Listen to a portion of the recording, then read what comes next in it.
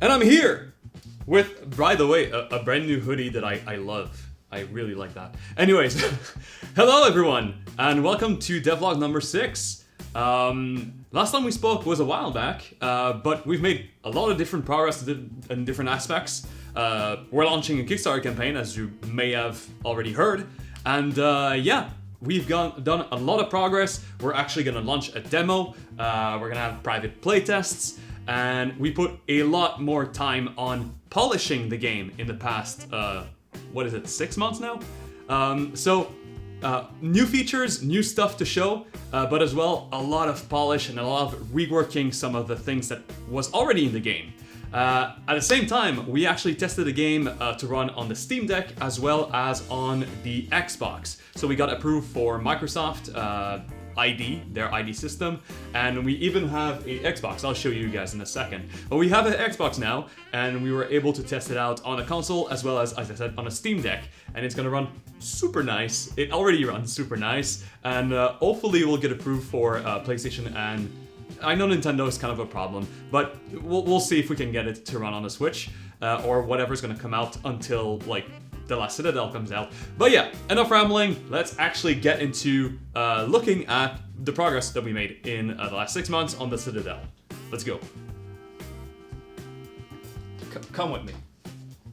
And here we are in the Citadel. Actually, before we even start, let me show you guys the dev kit. I can't really boot it or anything. I think I am under NDA, but I can show you the box. It is public. And let me just show you because it is kind of serving as a stand right now. Yeah, it's right here, right next to my monitor. So super neat, and I'm thrilled to work with that. Okay, anyways, welcome to the Citadel, and we're starting with the lobby, because we did a lot of work with the lobby. The lobby is kind of like an ongoing thing. I'm gonna talk about it probably in devlog number 7 in like 8 months, because it is something that's going to keep evolving as the game progresses. But a couple of things that are very important in the lobby is, first of all, kind of reworked the look of it. So if I jump in, you're gonna see like that title screen is very different from what it used to be because the black hole is completely different. And we reworked some lighting, we worked some optimizing, so now the lobby runs better. So one of the issues that we had previously is that the lobby was more intense, like harder to run than the actual game. That didn't make a whole lot of sense. And it still is the case in some instances, like World 2 is very well optimized and runs super smoothly. And if there's no enemies, it's gonna run better than the lobby, but I don't think that's fair. You need to compare it when there's actual action going on. And in that case, they compare very favorably. So yeah, we are in the main menu. Let me hit play. That didn't really change, so I'm gonna transition to my character in here. Last time I mentioned we had like 2 new buildings. So we had this building here, and oh, hold on, it's still loading some assets. I just booted Unreal. So this new building here and this new building here, which was still empty at the time. I'm gonna go through this one first, and you might be seeing a suit that you've never seen before. We're gonna talk about that in a second. But first of all, over here we have the archive. There is a dog, and you'll be able to pet the dog. It's not implemented yet, I'm sorry. But if you talk with this guy here, the archive, you have access to 3 menus.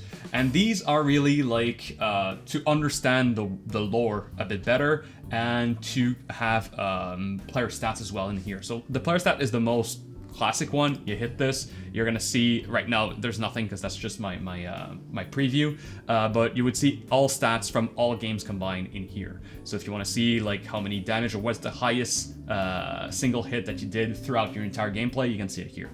The 2 other ones are a bit more interesting. So Bestiary and Weapon Vault. They're the same principle. So basically you're gonna hit that, and then you have all of the different enemies that are in the game right now are gonna be listed in here, and you'll get a little preview of that enemy that you can spin around and kind of have a look at them. Again, it's loading some assets, so it's kind of shifting. But yeah, you can see all of the different enemies in here, and you're also gonna get some information on the bottom right here. So you have the stats, which is just like a number from between 1 to 5 to rank them. For instance, the Imp, which is like one of the most default enemies that you're gonna encounter.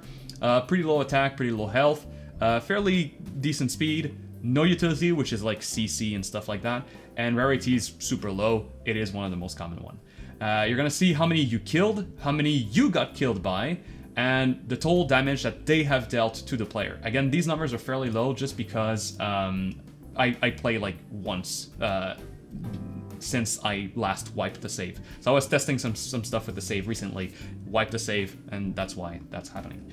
We also have a lore button here. Right now, it won't display anything. These will unlock lore depending on how many you killed, or how, for the weapons, how many damage, or I don't exactly remember what I actually put there, but there's some target numbers that you need to attain to unlock some additional lore. And there's going to be like a exclamation point that's going to spawn here. You hit lore, it's going to display that new chapter of the lore. And that is to have a bit of like a system that's not too much in your face. So if you're just here for the gameplay, that's totally fine. But for people who want to kind of like understand what's going on there, they'll be able to do that. If I go back and go to the bestiary, I already did that. A weapon vault. Same principle, you got a little preview of the weapon you're looking at. You can see all of the weapons, even like the curse ones. Same principle, over here you have some basic stats, damage, rate of fire, accuracy, crits, and modifiers. And some stats relating to how you use that weapon. So like kills, how many times you picked it up, and the damage dealt. These numbers don't make a whole lot of sense for me, again, because I just wiped the save and I'm kind of testing stuff. But you can get like the idea behind it. And exactly like with the bestiary, you have a lore here that will explain a bit more the detail about how that weapon came to be, how it was crafted, and what's the technicality behind it, if you are into that thing. So this is the archive. The other thing here, we had the building previously, but it was still not really in use. We have an entire quest system now. Do I have a quest at the moment? No, I don't. So if you come talk to this guy, he is going to offer you a random quest from a list that's going to be... Right now it's about 10 quests, but for release it's going to be around 50. And those quests are really just incentive for you to try out different builds when you're going to play the game. So for instance, you may have like, for example, this one. It's a quest that push you to put a modifier on your weapon with the crystalline effect and kind of test it out, and you'll need to do like an explosion that's going to deal enemies like damage to 3 enemies in the same time. If you do not want to take that quest, that's totally fine. You can just decline it, and the next time you're going to get into the lobby, it's going to be refreshed to a new one. If you do accept it, you have the reward here. Right now it's 150 prisms. I can accept it. It's going to add a little tracker here, so crystalline specialization, deal crystalline damage to 3 enemies at once, and I need to do it 10 times.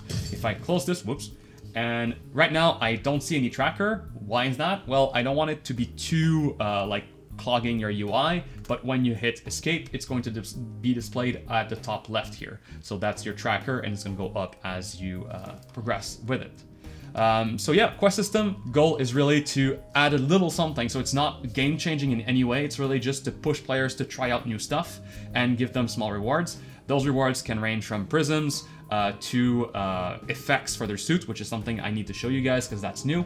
And in certain cases, something a bit more extreme like a weapon or even maybe a suit. And we'll talk about that later on.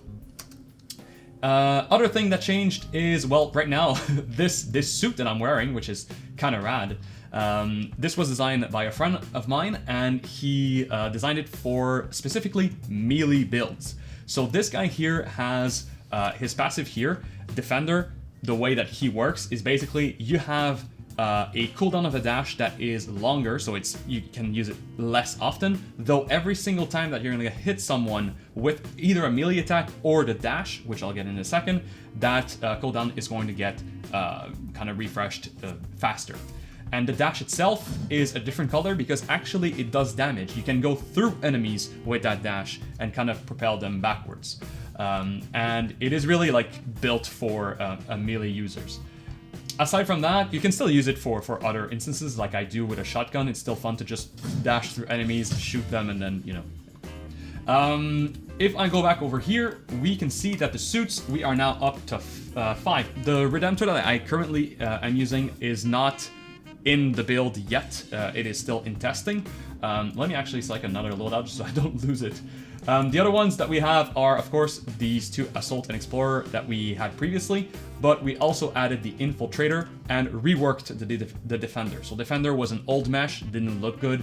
Now it looks amazing, even especially with the color scheme that I'm using right now. But yeah, so Infiltrator and Defender are two either rework or new suits. Defender is really just taking less damage from the front, low mobility, high health. And Infiltrator is, you know, it's going to get you less aggro. So if you're playing with other players, the enemies are less likely to attack you, and you have a bonus to weak spot damage, so headshots basically. And we reworked the passives that come with these suits. So even the Assault one, which was just like the default one, has a new additional passive, which is that the ammo drops will get you twice the amount of ammo. And these suits are really meant to, you know, kind of experiment and go to different builds, though they are all usable with anything that you want to do. So if you're just like, oh, this one is cool, I want to use this one, go ahead for it, like go for it. But yeah, they are still kind of designed with that in mind. We have completed the 45 active abilities that is for the initial release. So we have 15 of offensive, defensive, and supportive abilities. We were lacking, I think, last time a couple, like maybe 5 or 6. Those are done. They may need some rework until release. They may need balancing, but they are all done. Passives, we are currently doing a new round of passives, adding a bit more, but those are very close to being completed as well. That's pretty much it for this. Oh yeah, new weapons. So last time I think we added the Shredder, if I'm remembering correctly. We added the Tesla's Redemption and the Anomaly Cannon. So Tesla's Redemption is a really fun one. It is a kind of like a plasma gun, and it bounces from enemy to enemy. Let me show you guys. I actually have this bonus here I can use. And if I shoot this one, you're gonna see it's going to jump and do an electric arc to the other ones. We also have some, before that, the Anomaly Cannon. So Anomaly Cannon is a tank or CC kind of weapon. So it doesn't deal as much damage as the other weapons, but the goal of it is that it is a charge of weapon, and when you release, it creates a small black hole that will deal damage over time, and at the end, explodes. The damage is really lower than what you would typically see for like the Hotwitzer, for example, the RPG. But it slows enemies and kind of drags them towards the center, so it is good for tanks who want to build, you know, with a bit of CC. Another thing that we did is a new boss. It is still not 100% completed, still need to rework a couple of animations and tweaks, but that boss, I think it's my favorite for now. And it's called the Parasite. Let me just show you the intro for it, if you've not seen it yet. Oh. Little suspense. So the Parasite.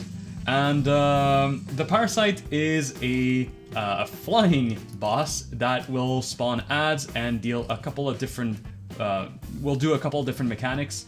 He has the first ever bullet, well, there's this. You need to kind of dodge around here. But he also has a bullet hell section. And if you do enough damage, he's going to drop to the ground. I'm not going to spoil him too much, so I'll actually just stop it right here. But yeah, new boss, new area, and that is the second boss for World 1. So we had the Scorched Sentinel that was the first boss ever did for the Last Citadel, which does need some rework. And we now have the Parasite, which is almost completely done. And so World 1 has both Guardians done. We want to do a second boss for World 2, and of course our main final boss for World 3. So the initial release of the game will probably have 5 bosses with a couple of hidden stuff I can't talk too much about, a couple of hidden bosses. But yeah, those 5 main are in the works, so 2 other ones that are going to be coming in 2024.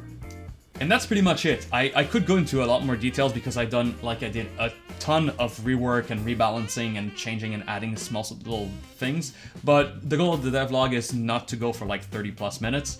Yeah, those, like the main features are really these. And yeah, again, we are making a Kickstarter. You can play the demo, by the way. When this is gonna go live, the demo will probably be coming in like a day or two, and the Kickstarter, same thing. So they're gonna go at the same time. And do try out the demo, try new builds. We broke the game so many times with crazy builds, and I'm really eager to hear what you guys find as like broken builds. And yeah, support us on Kickstarter if you can. It would really mean the world to me, and it would enable me to hire a 3D artist to work with the team. Well, with me, basically. And yeah, in any case, the game is going to release by the end of 2024, normally, crossing my fingers. And if you're interested in playing the full game with the Kickstarter, if you back at the Raider tier, you'll get access to the entire current content of the game during private playtests, with one being the entirety of the Kickstarter, and we'll do other ones throughout 2024. So anyways, thank you guys. Take care.